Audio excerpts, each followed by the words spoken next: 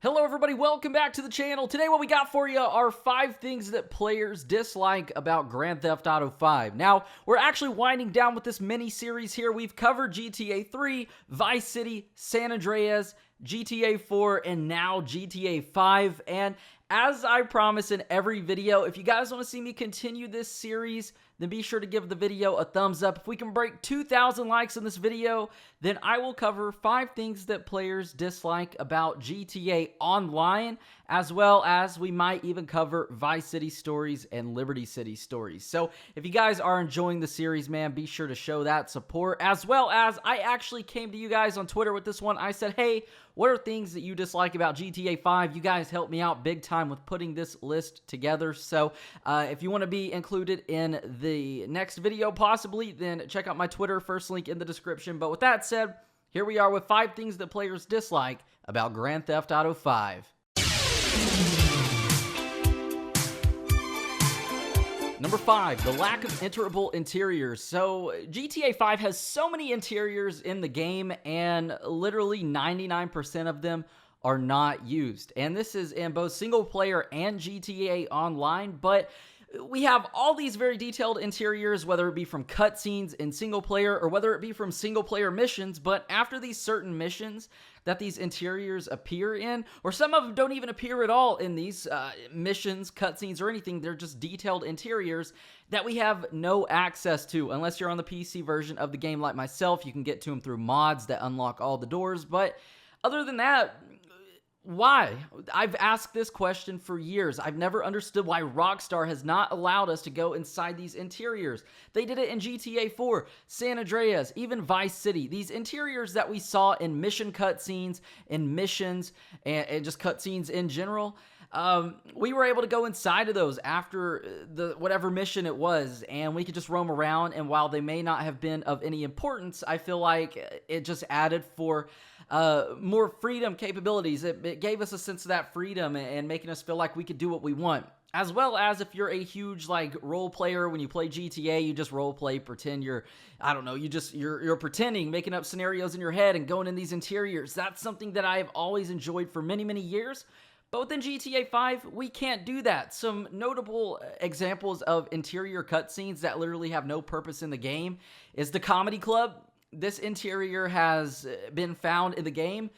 We can't access it. There's no magical door we can walk through and go inside here. You have to either glitch into it or use mods. And it's this super detailed interior for a comedy club. Same thing goes for the Bahama Mamas nightclub. This very detailed nightclub that is not seen at all in GTA 5. No cutscenes, no missions. It's just here and we can't access it. And when we try to do it, Rockstar always patches it because what's hiding in here? Why don't they want us in here? That's what I've never understood. GTA 4 did a great job with this, or Rockstar did with GTA 4. This game had so many enterable interiors. After you completed missions, cutscenes, and beat the game, you could still go in them. You could roam around and see what they had to offer, unlike GTA 5. Number 4, no single-player DLC. So this one's pretty obvious, and it's most likely never going to happen in GTA 5's lifetime. So I think at this point we can give up hope. GTA 5 is almost 5 years old, and we've been talking about a single-player DLC for literally about 4 years now, and it's never happened. Rockstar has never acknowledged it because of GTA Online. GTA Online is basically a cash cow at this point. I've said this numerous times. Rockstar has made this their main priority, or Take-Two Interactive has told Rockstar to promote GTA Online because, well, GTA Online is banking. It's making so much money, setting so many records, and at this point, I said this the other day in a video, it's kept GTA 5 alive for so long. The game's about to be 5 years old, and we have no word of the next GTA game, no trailers, no information, and that's because simply GTA Online and these free, air quotations around that, DLCs that you have to pay to play, basically. If you want something, one of these new cars in these DLCs, you can either grind out for hours and hours and days to get enough money to just buy one car and not even upgrade it, or you can buy shark cards and you can upgrade your vehicle through that, but you're spending real life money. And at this point, it's not worth it. I remember when GTA Online first came out, the cars were cheap and it was good. It was fun. There wasn't many cars at this point, but Rockstar started to add these things in.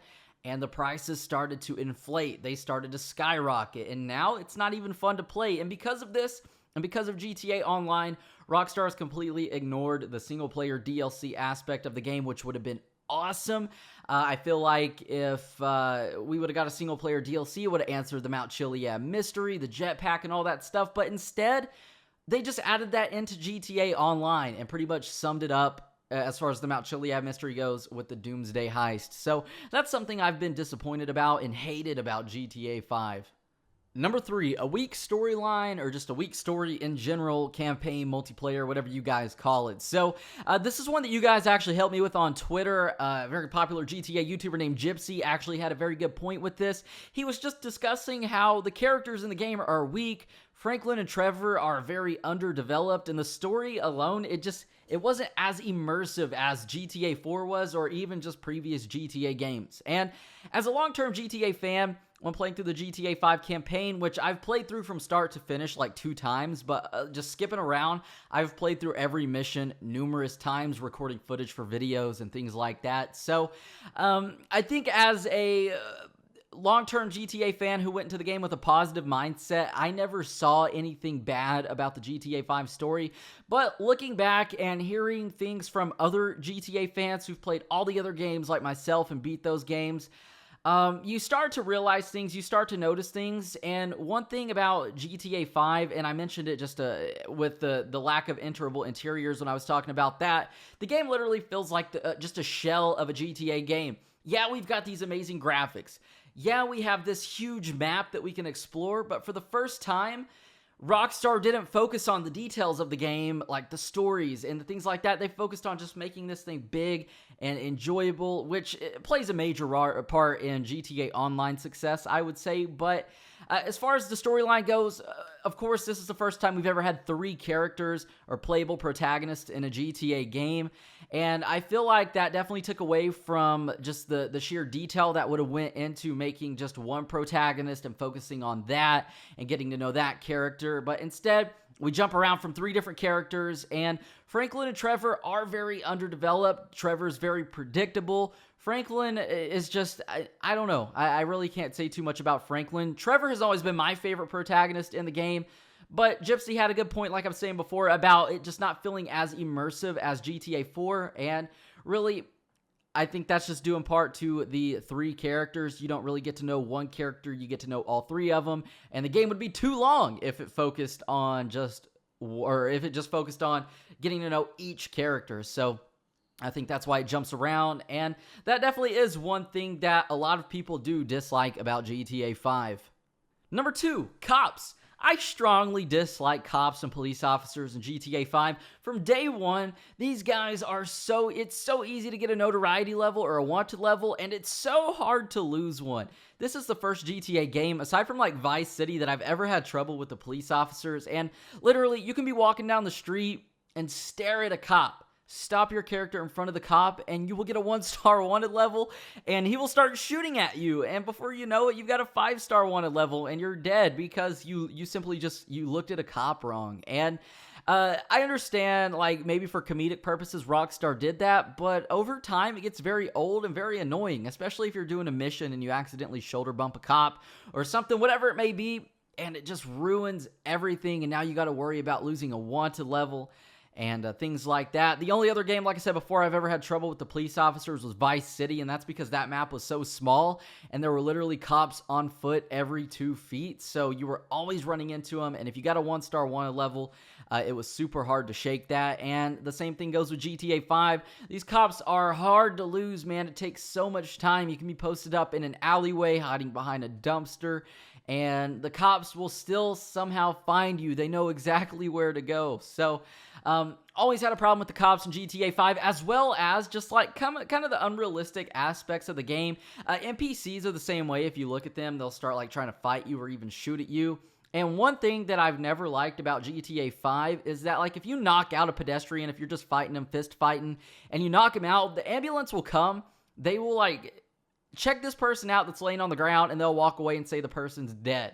And I've never understood that, because in GTA 4, if you fist fight somebody and you knock them out, they lay on the ground, and they won't be dead. Like, their eyes will be open, they'll be blinking, their head will be moving, and the ambulance will come, and a lot of times they actually pick them up and put them in the back of an ambulance, which is pretty cool. Same thing goes in GTA 4. Even if you shot pedestrians, they would still be alive. They wouldn't instantly die. So GTA 5 is very unrealistic in that aspect, and I've always disliked the game because of that. And number 1, the lack of customization options. So I know this is a bit ironic because GTA 5 has tons of customization options, vehicle-wise, character-wise to an extent. You can go to clothing stores, you can buy clothes. Rockstar did a great job with that, but there's some things that they lacked in that I feel like they could have improved on, especially from GTA San Andreas. That game really set the bar high for me and my expectations in the GTA series. And coming off of GTA 4, a game where we had literally no customization options. We could go to a clothing store and buy like 2 outfits and that's it. So I feel like Rockstar should have improved on like safe houses and being able to buy these just different safe houses around the map. Like in San Andreas, we had different areas or houses we could buy in different parts of the map, and that was super cool. They had their own respectable and different interiors, as well as like eating, getting fat, getting buff. I feel like that would have been such an amazing feature to have in the game. And even going to the gym. I heard it at some point, and I'm not sure how true it is, just at this point, 5 years into GTA 5's life cycle, but somewhere at some time, Rockstar planned on adding gyms to GTA 5 where we could work out, we could get buff and things like that, but unfortunately that never made it into the game, and that's one thing that I'm like super sad about, because we've got Muscle Beach at Vespucci Beach, where all these big old bodybuilders are walking around working out, and imagine if you could just walk up on a machine and start bench pressing or like curling some dumbbells and things like that. That would have been so awesome, especially to make your character like fit and get them into good shape, whether it be the single player or GTA Online. That's something that I've always been disappointed about, because we saw it in San Andreas and it was so fun. But with that said, that's actually 5 things that players dislike about GTA 5. If you guys enjoyed this video and want to see me cover 5 things players dislike about GTA Online, be sure to give this video a thumbs up. If we could break 2,000 likes, that would be super, super awesome. As well as don't forget to subscribe and turn on notifications. That way you never miss out on another daily video game upload. And with that said, thank you guys for stopping by. My name is Zach Cox, and I will see you all in the next video.